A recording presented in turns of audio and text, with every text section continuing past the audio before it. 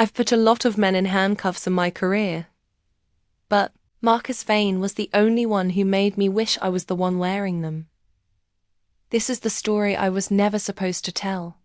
And he is the man I was never supposed to love.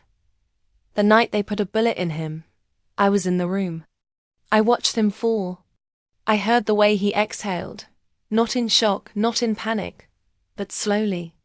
Like a man who had been holding his breath for 15 years and had finally been given permission to stop. And God help me. I was the one holding the gun, but that is not where this story begins. This story begins 15 years earlier, in a basement office in Quantico, Virginia, the night I made the worst and most inevitable decision of my entire life. The night I sent Marcus Vane into the dark, and the night I told myself I wasn't in love with him. I lied. Drop your city in the comments. Where are you watching from right now? If this story already has you hooked, like this video and subscribe before we go any further, because I promise you by the time we reach the end, you will not see it coming. Now, let me take you back to where it all began. The file landed on my desk on a Tuesday morning in October, the way all catastrophic things do, quietly, without ceremony, dressed up as routine. I was on my third coffee. I hadn't slept properly in 6 days. My apartment smelled like takeout boxes and old case notes, and I had 17 unread messages from my supervisor, Director Leonard Cole, all of which I had been professionally ignoring. I was, in the clinical language of the Bureau, highly functional but emotionally unavailable for non-essential communication. In plain English, I was doing fine. Just fine. Absolutely fine. I opened the file. There was a photograph on the first page. A surveillance shot. Grainy, taken from a distance. The subject caught mid-stride on the steps of what appeared to be an upscale restaurant in Lower Manhattan. He was wearing a charcoal suit, perfectly fitted. His hair was shorter than I remembered, cropped close at the sides, and there was grey at his temples, now that hadn't been there before. His jaw was sharper. His shoulders were broader. He carried himself with the particular stillness of a man who has learned that the room changes when he enters it. Knew that stillness. I had trained it into him myself. His name, his current name, the one the criminal world knew him by, was listed at the top of the page as Marcus Vane. 41 years old. Born in Chicago. No known family. No priors. No formal education beyond a high school diploma that didn't exist. Net worth estimated at somewhere between $40 and $80 million. Depending on how many of his shell companies our financial analysts had managed to untangle. Boss of the Vane Syndicate, the most sophisticated organized crime operation on the Eastern Seaboard. Suspected in the deaths of 11 people. None of them proven. Untouchable. Elegant. Reportedly terrifying. And the only man I have ever, in 38 years of living, made the mistake of loving. I closed the file. I opened it again. I said out loud. To my empty office, absolutely not. My phone rang 40 seconds later. It was Director Cole. Petrova. His voice had the specific warmth of a man who wants something from you. Tell me you've reviewed the Vane file. I've reviewed it. I said. Good. You leave for New York Thursday morning. Sir. You're the only active agent in this bureau with existing proximity to the subject. Your shared history gives you an access point we can't manufacture. Vane trusts very few people, and the ones he does trust. Cole paused, and in that pause was 15 years of things neither of us had ever said out loud. He'll let you in, Reyna. He always did. I pressed my fingers against the bridge of my nose. I thought about saying no. I was very good at saying no to most things. I had been saying no to things for 15 years as a form of survival. No to relationships that got too close. No, to assignments that touched anything connected to the past I had neatly folded up and placed in a box that I kept at the very back of the highest shelf of the closet of my mind. No to every single thing that reminded me of him. Thursday, I said. Understood. I hung up. I sat for a long time looking at the photograph, at the way he walked, at the ghost of the man I had known inside the man he had become. I told myself it was just a job. I had always been a very convincing liar, except it turned out, to myself, I knew everything about Marcus Vane that the Bureau knew, and I knew several things they didn't. I knew, for instance, that he took his coffee black with no sugar, not because he preferred it that way, but because the first time he'd been given coffee in the field, he'd been too wired with nerves to ask for anything different, and it had just become habit. I knew he had a scar along his left collarbone from a training exercise gone wrong in the autumn of 2008, and that he never talked about it but rubbed it absently when he was thinking hard about something. I knew he read voraciously, constantly, mostly history and philosophy, and that he kept a worn copy of Marcus Aurelius in whatever jacket pocket he was wearing, so often that every jacket he owned eventually developed a rectangular ghost on the left side. I knew he laughed with his whole face when something genuinely surprised him, and that it was one of the rarest and most disarming things I had ever seen. And I knew that he had been, before all of this, before the suit and the empire and the name that made other criminals careful, a 26-year-old FBI recruit named Daniel Reyes, with quick hands and a quiet mind and the most extraordinary gift for becoming whoever a room needed him to be. I had recruited him. I had trained him. I had built the undercover operation that sent him into the Genovese adjacent network in New York in the winter of 2009 with a fabricated identity, a set of instructions, and what I had told myself, professionally, was simply an unusually intense sense of responsibility for an asset. He had gone in for 6 months. He had never come back out, not because anything had gone wrong, exactly, but because the Bureau had decided, in the way that institutions decide things, coldly, efficiently, without consulting the human being at the center of the decision, that Daniel Reyes was more valuable inside than out. He was moving up quickly. He was trusted. He had access. So we kept extending the operation. 6 months became a year. A year became 3. 3 became an identity so complete, so lived in, so real, that somewhere along the way the line between Marcus Vane and Daniel Reyes had stopped being a line at all. And I had signed off on every extension. Every single one, I told myself. I did it because it was the right operational decision. Because the intelligence was invaluable. Because no one else could do what he was doing. But if I am being honest, and this story requires me to be honest, even when it costs me something, I think part of me signed off on those extensions. Because as long as he was out there, he was still mine in some way. Still connected to me. Still someone I was responsible for.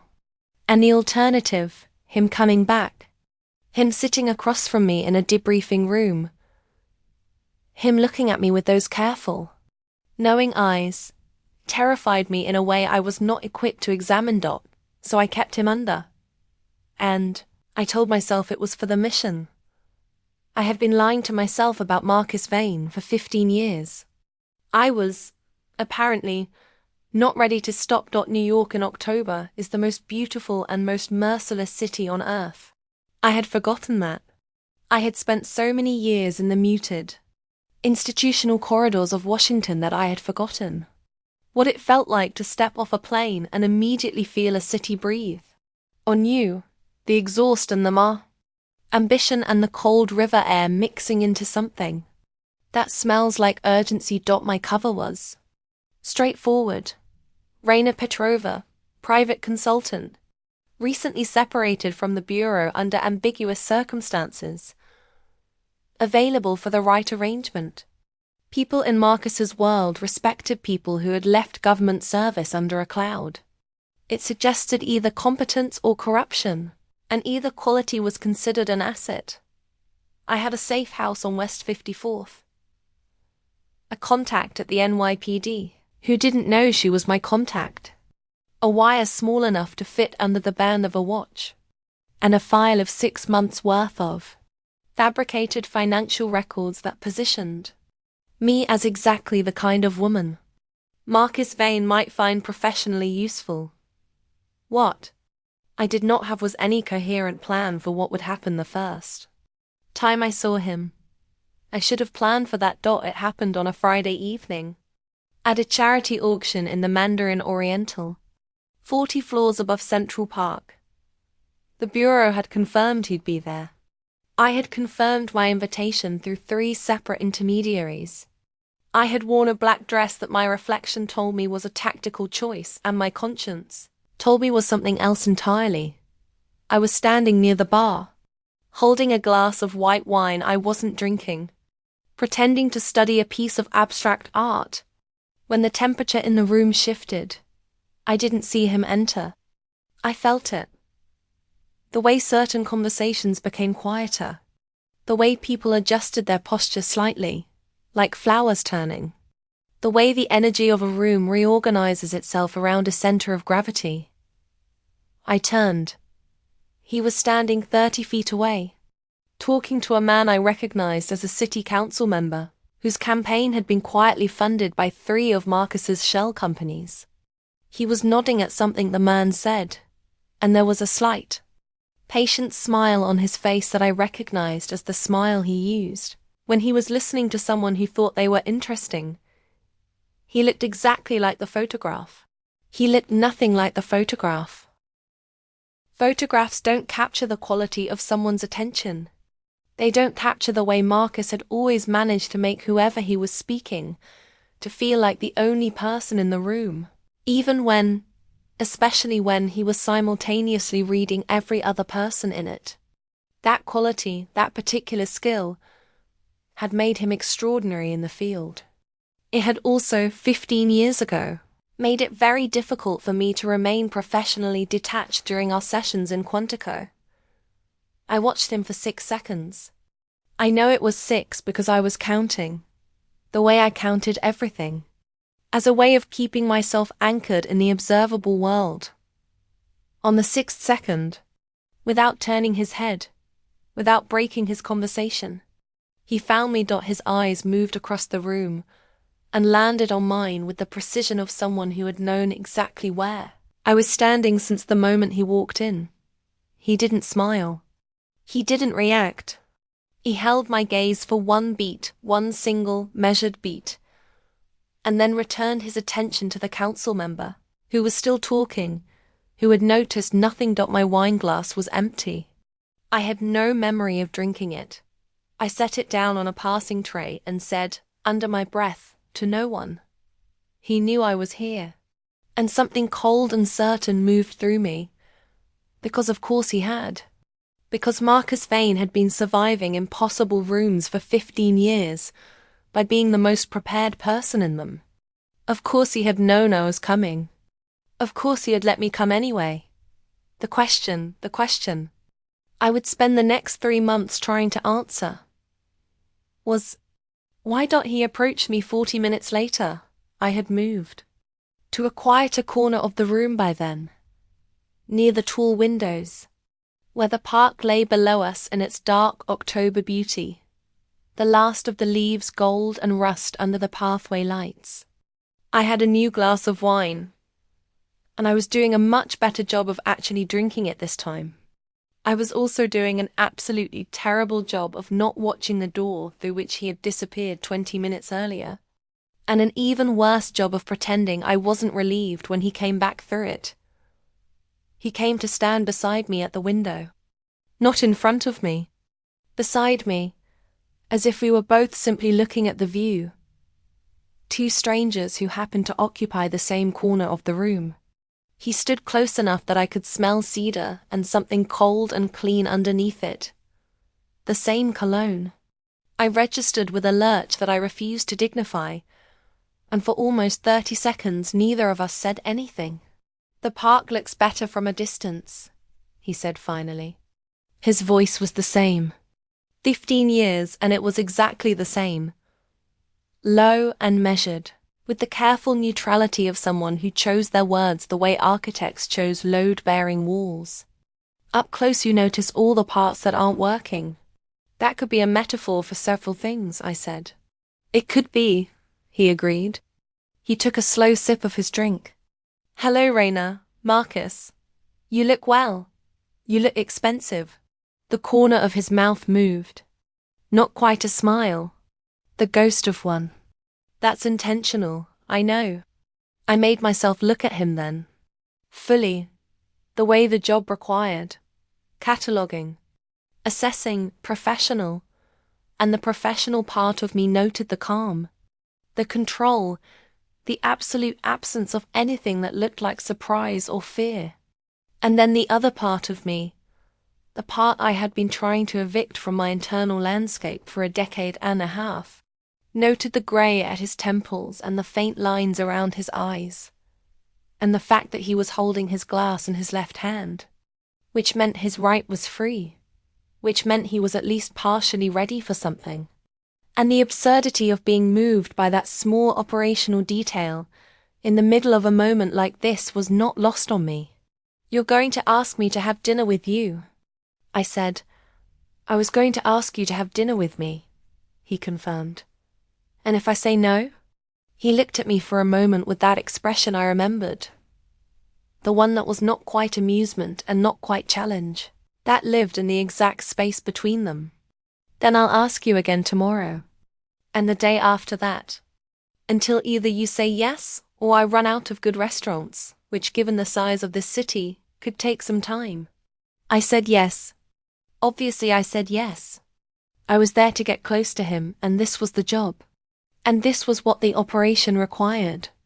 And none of those things were why I said yes, and I knew it.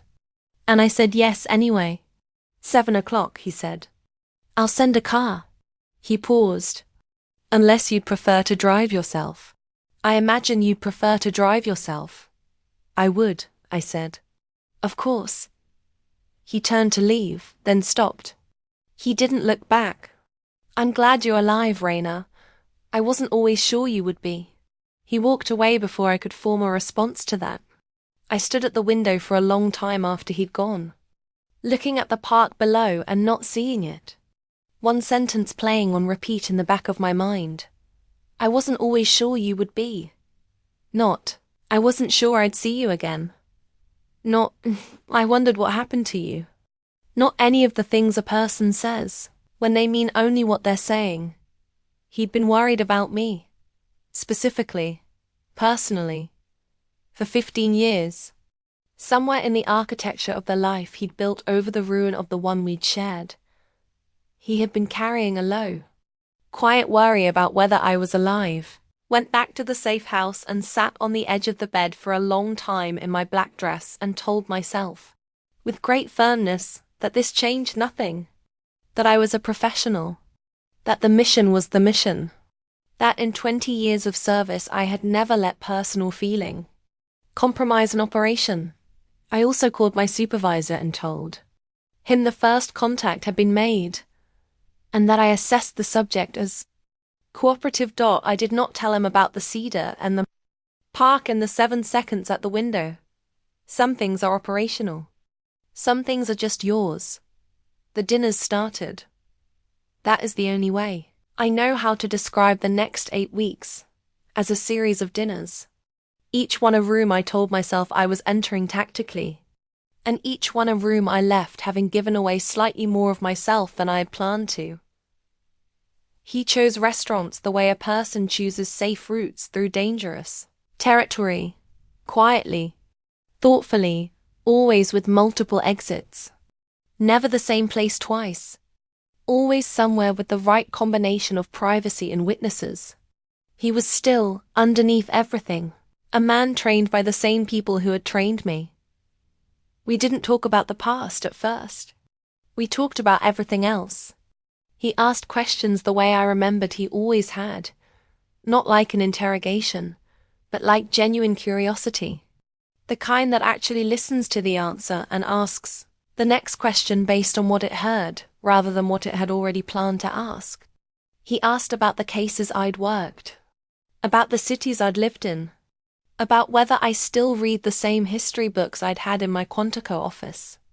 The ones I'd made him read too because I believed then, and still believe, though it costs me professionally to admit it, that a field agent who doesn't understand history is an agent who thinks they're the first person to have ever made a particular mistake.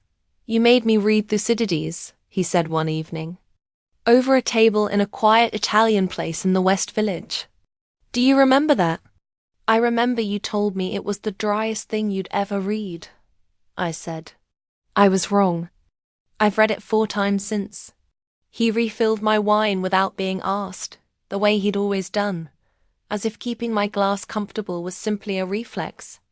He writes about the Athenians going into Sicily convinced they were the most powerful force in the room, convinced that their intelligence and their resources meant they couldn't be undone. And they were undone, I said. Completely, he agreed. Not because the Syracusans were stronger, because the Athenians couldn't imagine losing, so they never planned for it. He looked at me over the rim of his glass. I think about that a lot in my line of work. Which line of work? I asked, because the job required me to ask. He smiled. The full one, the rare one, the one that reached his eyes. All of them, he said. And then we talked about something else. And I spent the rest of the evening wondering whether that was a confession or a warning, and whether there was actually any difference between the two. The thing I had not accounted for, the variable the Bureau's psychological profiles and operational briefings had completely failed to model, was how good it felt to be known. I had spent 15 years being known professionally. I was respected. I was effective. People in the Bureau knew my record, my methods, my closure rate. I had a reputation the shape of a locked door. Formidable, impenetrable, not unwelcoming exactly, but very clearly not open. Marcus knew me differently. He knew me from before the door had been installed. He knew that I still tapped my index finger 3 times when I was thinking through something difficult. He knew I ordered food I wasn't going to finish because I liked having options. He knew that silence didn't bother me but being talked over did, and that I was at my most dangerous in a room when I was saying the least. He knew the version of me that had existed before I had become entirely defined by what I was willing to sacrifice, and he looked at that version, the younger, more unguarded version, the one I had been carefully dismantling for years, with an expression I can only describe as careful and undisguised tenderness. I noticed. I tried not to. I noticed anyway. By the 5th week, I was going to dinners without wearing the wire. I told myself it was a tactical decision, that the recordings we had weren't moving the case forward anyway, that maintaining the relationship required a degree of authentic connection that hardware didn't allow for, that I could carry the information out of those evenings in my memory just as effectively as on a recording. All of that was true. It was also every single word of it, the kind of thing a person tells themselves when they have already made a decision they haven't yet admitted to making. The first time he was honest with me about who he was. It was raining. We were walking along the High Line after dinner, my idea, because I needed air, and he'd offered to walk me back and I'd let him, which was itself a data point I was studiously ignoring. The lights of the city were smeared in the wet air, and there was almost nobody else out, just the 2 of us in the rain and the low sound of traffic below. He'd been quiet for a while. Not uncomfortable quiet. Marcus's silences had always been companionable, inhabited, full of thought rather than absence. But there was something different in this one, Something that was working towards something. I need you to know something, he said, without preamble. I looked at him. I built something real, he said. What I run, it's not clean, and I'm not going to pretend to you of all people that it is. But I have rules. Things I don't do and won't ever do, regardless of who asks or what it costs. Like what? I asked, and my voice was completely professional and completely not. No civilians. No families. No product that touches schools. He said it simply, without the cadence of a man defending himself. More like a man stating coordinates. 3 men in my organization tried to violate those rules in 5 years. 2 of them are in federal custody. One of them, he paused briefly, is not our problem anymore. The rain was getting heavier. Neither of us moved to take shelter. Why are you telling me this?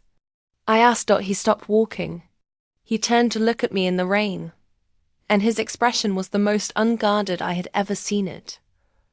Not vulnerable exactly, but open. The careful exterior set aside for just this moment. Like a door crack to let some light through. Because you came here with a file full of things I've supposedly done, he said quietly. And I need you to know which parts of that file are true, and which parts were written by people who have reasons to want me to look worse than I am. And because, he stopped. Because what? Because it matters to me, he said. What you think of me. It has always mattered to me what you think of me. That hasn't changed. I stood very still in the rain. Marcus, you don't have to say anything. He held up one hand. Slightly, just slightly, the gesture of a man dialing back his own admission. I just needed you to know. We walked back in the rain. He put his jacket over my shoulders without asking. I let him. We didn't talk the rest of the way.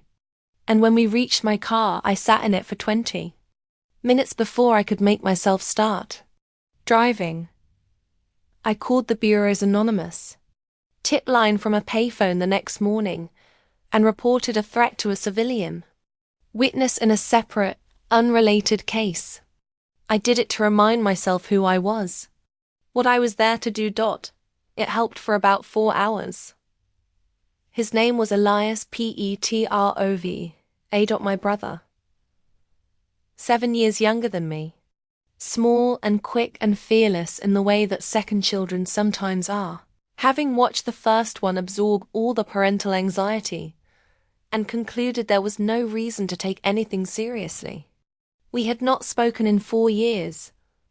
A long story that involved a falling out over our father's funeral arrangements and a series of things, said in grief that neither of us had been able to unsay. I knew, in the peripheral, deliberate way you know things you prefer not to look at directly, that Elias had gone into some kind of private security work after leaving the army. I did not know the details. I had not asked. I found out on a Tuesday morning in week 9, was in Marcus's offices in Midtown. I had been building toward this access for weeks. Small permissions accumulating into larger ones. Trust layered over trust the way sediment becomes stone. When a door at the end of a hallway opened and a man came out, carrying 2 phones and talking, quietly into one of them. He saw me at the same moment I saw him. The world performed one of those cinematic moments I had always considered exaggerated until they happened to you. The kind where everything goes very quiet and very slow and the only sound is your own mind trying to process a fact that doesn't fit inside any of the frameworks you've built to make sense of things. Ray, said my brother, Elias.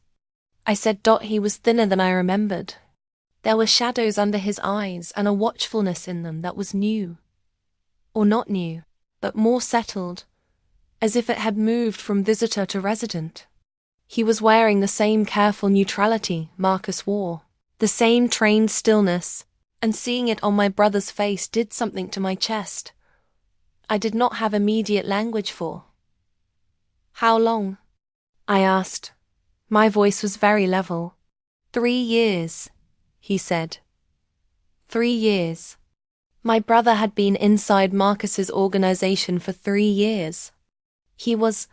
I processed this in the space of 3 seconds with the particular speed that crisis forces on a mind.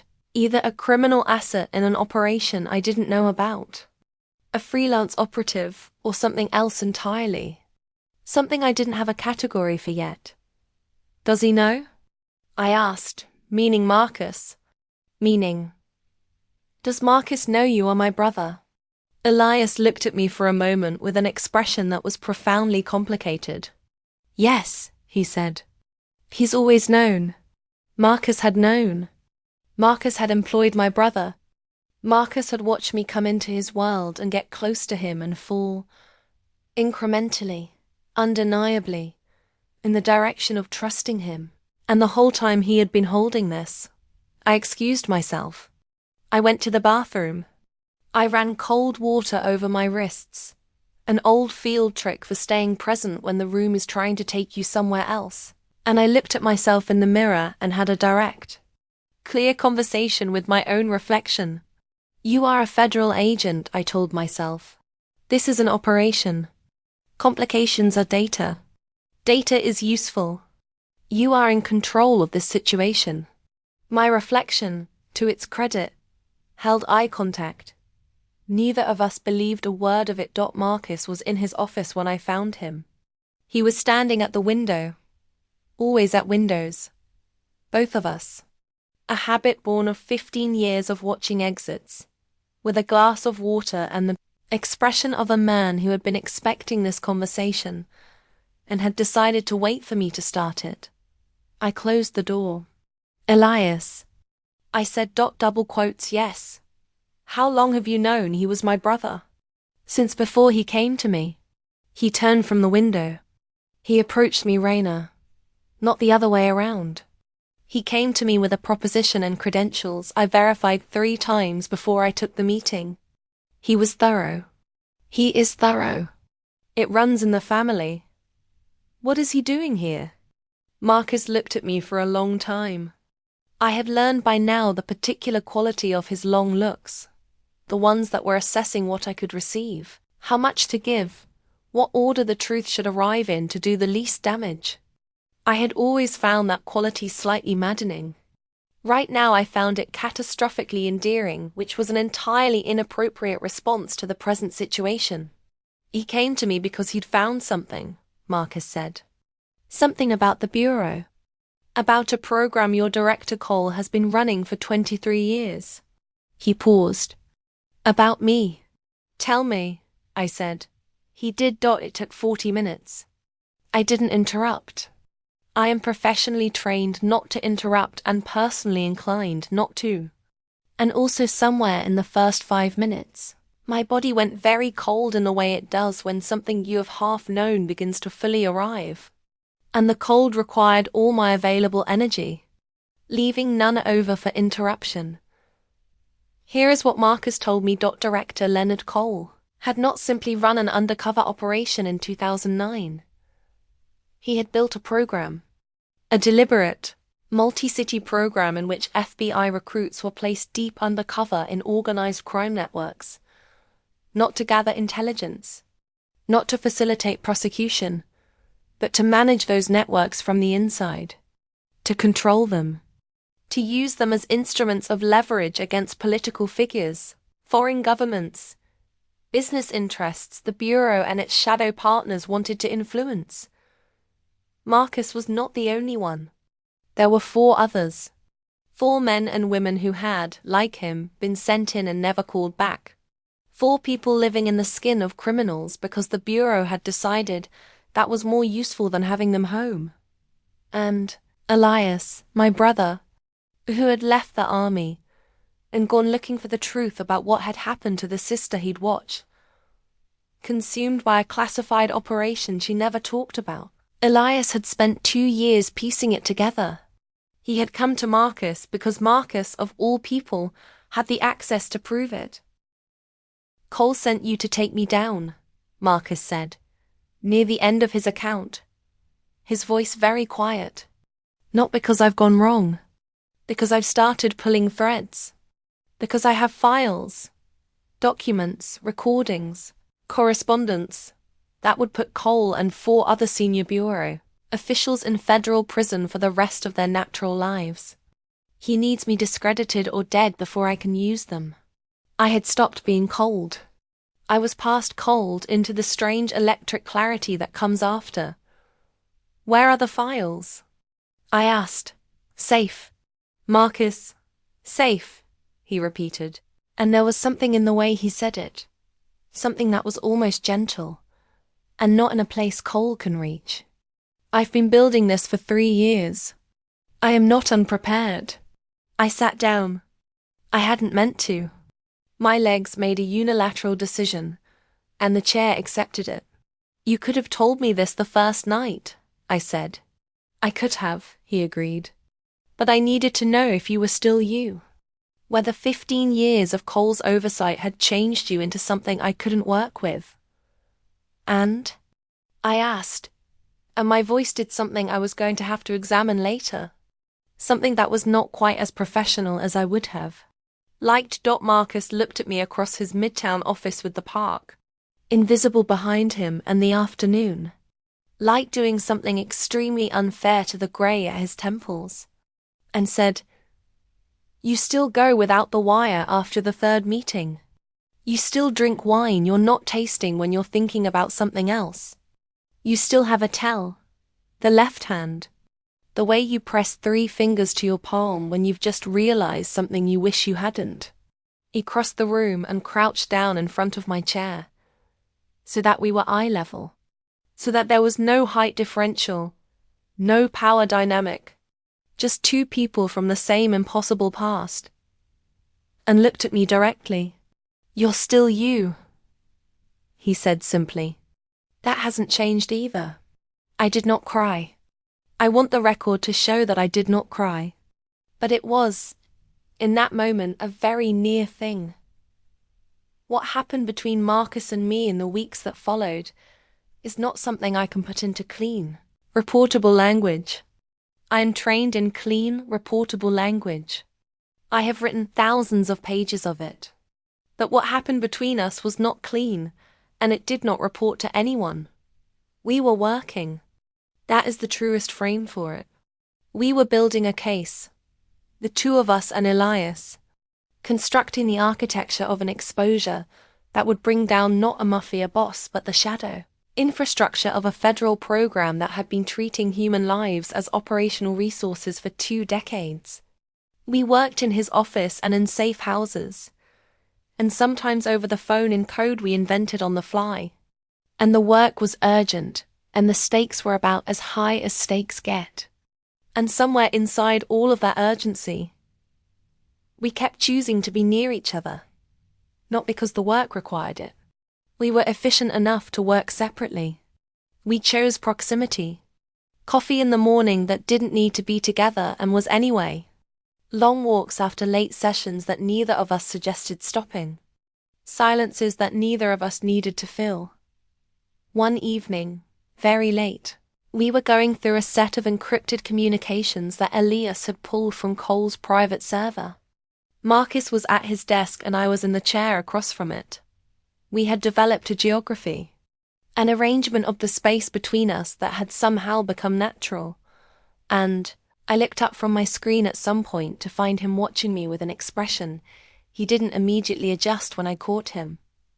What? I asked. Nothing, he said. I'm just... He stopped. Started again. I used to imagine this. In the early years, when the operation was still supposed to end, I used to have this specific recurring thought about what it would be like to sit across a table from you and just work. On the same side. No debrief. No handler and asset. Just 2 people with the same information trying to solve the same problem. And? I said carefully. And it's better, he said, than I thought it would be. It's considerably better than I thought it would be. I looked at him for a moment. Then I said, I kept your extensions. I know. Every single one. For 8 years. I signed off on 8 years of keeping you under. I know, Reyna. I told myself it was operational. I told myself, Reyna. His voice was very quiet. I know why you kept them. The room was very still. If I had come back, he said, slowly, choosing each word with the same care he chose everything, there would have been a debrief and a reassignment, and you would have become my former handler, and I would have become your former asset, and we would have had to look at each other across the distance of what those titles made impossible, and both of us would have been, he paused, diminished by the distance. I understood that. I made my peace with it. What you did, keeping me under, it wasn't only wrong. It was also the only way we got to still be this. He gestured between us, vaguely, at the files and the late hour and the coffee going cold. This, I repeated. Whatever we are, he said. I don't have a cleaner word for it. I stood up. I walked around the desk. He turned his chair to face me, and I stood in front of him, and for a moment, neither of us did anything, just existed in the space of what was about to happen, and let it be what it was. We are, I said, the most complicated situation I have ever been professionally involved in. Yes, he agreed. This is an extremely poor idea. Almost certainly. And you already know that I... Yes, he said again, softly. I know. I kissed him. He kissed me back the way I should have known he would, with the same quality he brought to everything. Fully. Attentively, like I was the most important thing in the room, and the only thing worth getting right. We stayed like that for a long time, outside. New York went about its business, indifferent and brilliant and alive. Inside, something that had been waiting for 15 years finally exhaled. I have been a federal agent for almost 2 decades.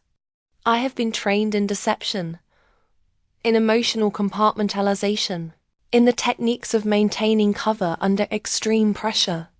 I am, by every professional measure, a person who does not lose their head. Marcus Vane made me lose my head.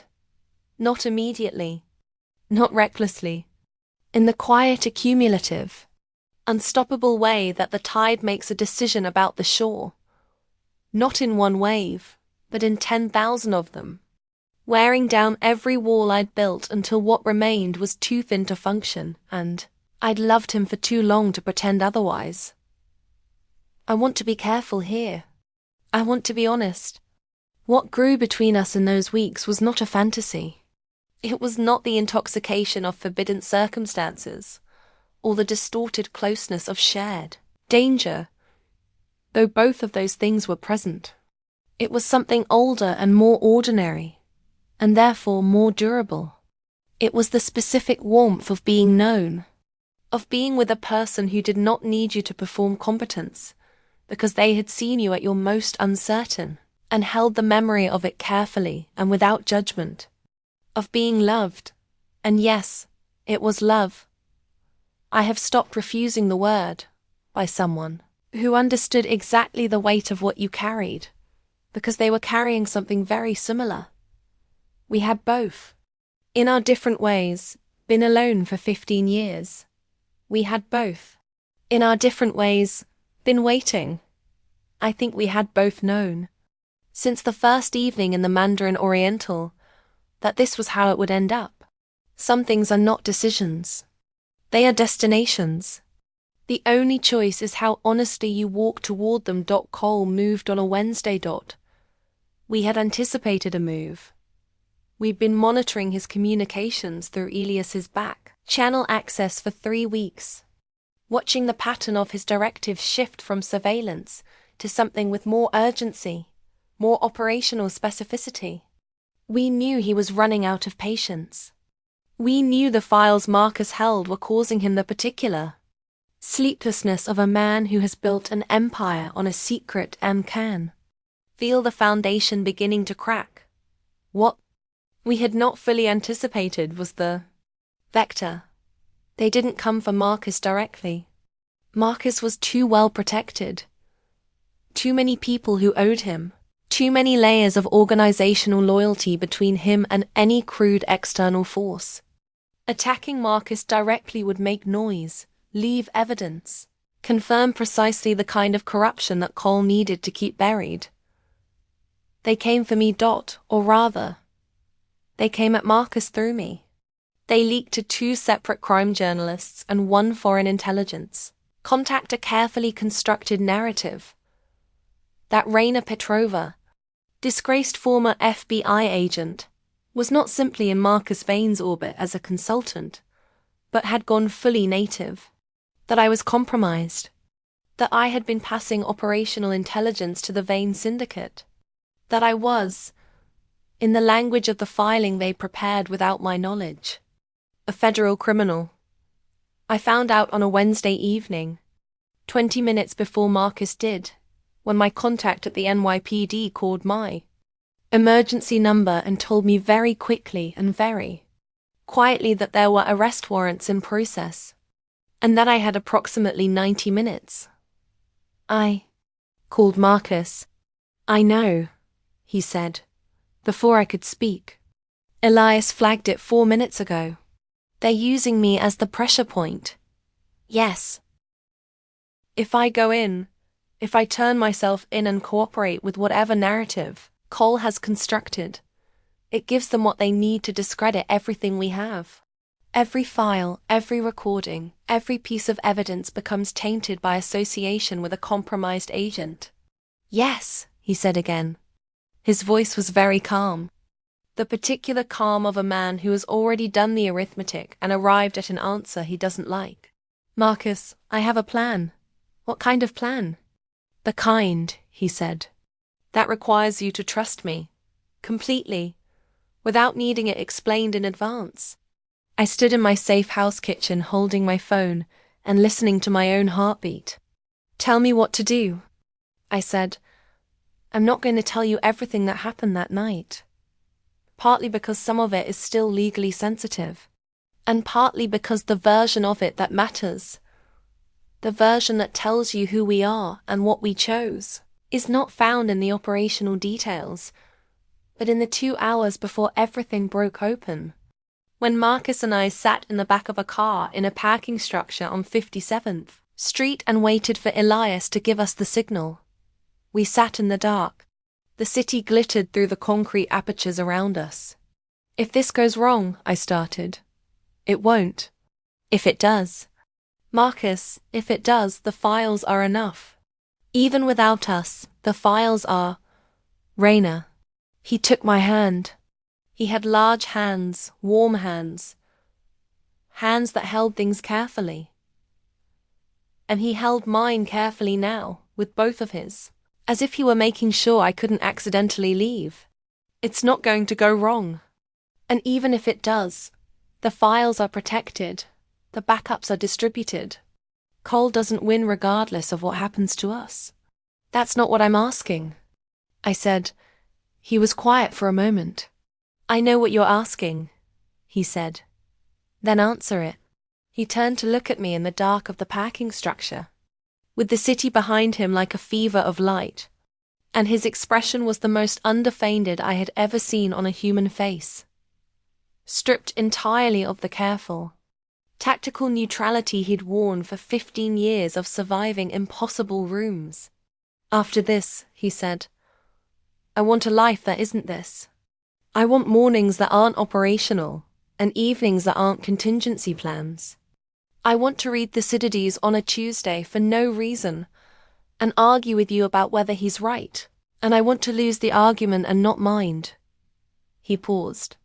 I want to be Daniel again, not full-time. I don't think that's available to me anymore. But sometimes, with you, Daniel. He'd said it so quietly. His real name. The name I had filed reports under in 2008 and 2009. The name on the recruitment documents I still had memorized. The name that had become a ghost when Marcus Vane was built on top of it. Daniel. I said. Yes, he said. I'm going to need you to not die tonight. That was already the plan. I'm amending it to a requirement. He almost laughed. Not quite. The ghost of it, the one I loved best, moved across his face and settled into something warmer than a smile. Requirement noted, he said. Signal came 12 minutes later. We moved. I'm not going to tell you what happened in that building on 57th Street the way an action sequence gets told, with velocity and spectacle and a clean resolution at the end. Real consequential moments don't resolve cleanly. They leave edges. They leave things that have to be carried forward. What I will tell you is this. Cole's people came in through 4 entrances. Marcus's people, the ones who were loyal to him, the ones who knew who he'd always really been, held 3 of them. Elias was inside, running communications, feeding us information in real time with the efficiency of a man who had been Army intelligence and then some. And Cole himself came in through the 4th, with 2 armed escorts and the specific expression of a man who believes he has already won. He had not accounted for the fact that Marcus had been expecting him.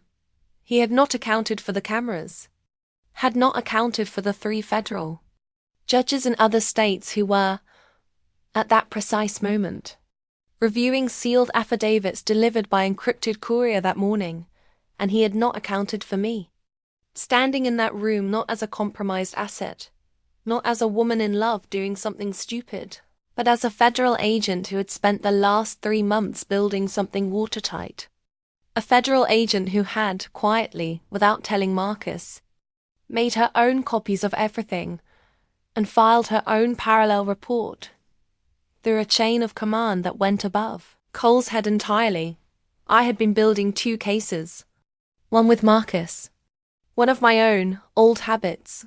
Cole looked at me across that room and understood in the space of 3 seconds that he had fatally miscalculated. And the expression on his face in that moment, the specific geography of a powerful man realizing he is done, is something I will carry for the rest of my life. Reyna Petrova, I said. And my badge was in my hand, and my voice was the clearest it had been in 15 years. I'm placing you under federal arrest. I looked at Marcus while I said it. He was watching me with that expression, the one I had catalogued over 3 months of dinners and late nights and one long conversation in the dark of a parking structure. The open one, the undefended one. He was proud of me. And he was something else too. Something I recognized because I was feeling it myself. A relief so profound it bordered on physical. The relief of a person who has been running a very long race and has finally been allowed to stop. They asked me sometimes in the debrief sessions, in the long legal proceedings that followed, in the quiet of my own mind at 3 a.m, what I would do differently, would not have kept him under for 8 years. That I know with certainty, and it is the one answer I give without hesitation, without qualifications. Whatever my reasons, whatever the emotional arithmetic I was doing without admitting it to myself, no mission, no intelligence, no operational justification is worth 8 years of a person's life. That is not a grey area. I was wrong, and I have told him so. And he has forgiven me in the way he forgives most things, quietly, fully, without conditions, and without ever mentioning it again. What else would I change? Harder to say. I would not change falling in love with him. I spent 15 years treating that fact as a liability, a weakness, a thing to be managed and minimized and denied. I was wrong about that too. Loving Marcus Vane, loving Daniel Reyes, which is still what I call him when it's just the 2 of us, did not make me a worse agent. It made me, in the end, a more honest one. It forced me to look at what I was doing, and who I was serving, and why. And when those questions became impossible to avoid, I answered them correctly. That is not nothing. The case against Cole and the 4 other bureau officials took 14 months to fully prosecute. The program, formally designated Project Pale Horse in the documents that eventually became public, was dismantled, and its records unsealed, and there are now 3 congressional committees doing the slow, grinding work of figuring out what accountability looks like for an institution that has been making people into instruments for a very long time. The other 4 operatives, the ones who had been under like Marcus, living in identities not their own, all survived. 2 of them are still in contact with Marcus.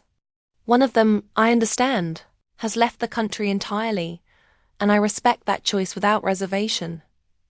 Elias and I had a long conversation. Several long conversations. We are not fully repaired.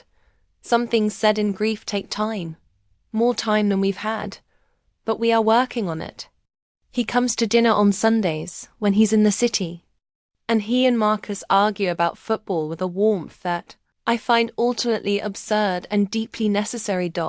As for Marcus, the legal status of the Vane syndicate is complicated. This is a diplomatic way of saying that what he built is in a state of controlled unwinding. That involves more lawyers than I ever want to see in one room again. He is cooperating, which was always the plan. And the cooperation has a shape that protects the people beneath him who were following orders they didn't fully understand, which is the condition he set, and which was honored. He is still in New York. So am I. He still reads in the mornings, sitting at the kitchen table with coffee that is still, and probably always will be, black with no sugar. He still carries Aurelius in his jacket pocket. He still finds me in a room the moment he enters it, and he still does it before I notice him, and I have entirely stopped pretending that I mind. We argue about Thucydides. He is frequently right and absolutely insufferable about it. I am learning slowly, imperfectly, in the way that people who have spent very long periods of their lives in survival mode learn things. How to be somewhere that is not an operation. How to be a person in a place rather than an agent in a position. It is harder than it sounds. It requires a kind of attention, a kind of willingness to simply be present in a moment without analyzing its tactical implications. That does not come naturally to either of us. But we are learning it together. And there is something I have thought about how to say this, and I keep coming back to the same words. There is something immeasurably good about learning hard things alongside a person who is also, honestly, struggling to learn them. No pretense, no performance, just 2 people who have been carrying very heavy things for a very long time, who have finally put them down, and who are finding out, with some surprise and considerable relief, that their hands, unburdened, are good at holding other things. Each other, most importantly. Each other, most of all. He asked me once, early in the case, when we were still circling each other, still pretending to be purely professional, whether I had a theory about why people do the things they do. Not criminals. People. What the mechanism was behind the decisions we make that we know, even as we make them, are going to cost us something. I told him I thought it was about what we could live with. Not what's right, not what's safe, not what serves the mission, but what the version of ourselves that we face in the mirror at 3 a.m. can sustain without crumbling. Most of the worst decisions I had ever seen, made by good people, not bad ones, were decisions made by someone trying to hold 2 incompatible versions of themselves together at the same time and making a choice about which one got to survive. He was quiet for a moment. Then he said, "What version of yourself couldn't you live with?" And I said, without having planned to, without the filter I usually apply to the things I say out loud, the version that stayed safe. He looked at me. "The version," I said, "that kept everything controlled and protected and professional and never admitted to anything that couldn't be filed in a report. The version that sent you into the dark and called it operational." I paused. I've been that version for a long time. I didn't know if I could stop being her. "Can you?" he asked.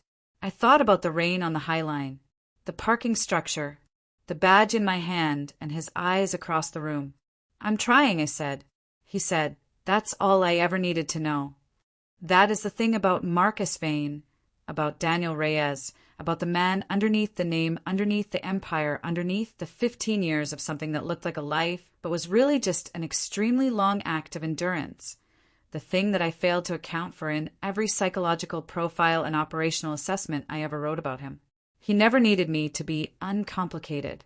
He never needed me to be easy to love or easy to forgive or easy to hold. He only ever needed me to be trying, to be facing in the right direction, to be underneath the walls and the wires and the professional detachment that had become almost structural, still there, still me. I am still me, against all probability, against 15 years of trying to become purely functional, against every single operational decision I made in the direction of keeping both of us safely separate. I am still, irreducibly myself. And he is still, against everything the world and the Bureau and the long, ugly machinery of Project Pale Horse tried to make of him. Still Daniel. Still mine. There is one thing I haven't told you. One name that appeared in Cole's files that I have not spoken aloud to anyone. Not to Marcus, not to Elias, not to the congressional investigators or the federal prosecutors or the 17 lawyers who have been through every document we produced. A name that connects Project Pale Horse not just to the Bureau, not just to 4 corrupt officials, but to something older. Something that was already running when I joined the FBI. Something that used the FBI the way the FBI used Marcus, as a front, as a layer of insulation.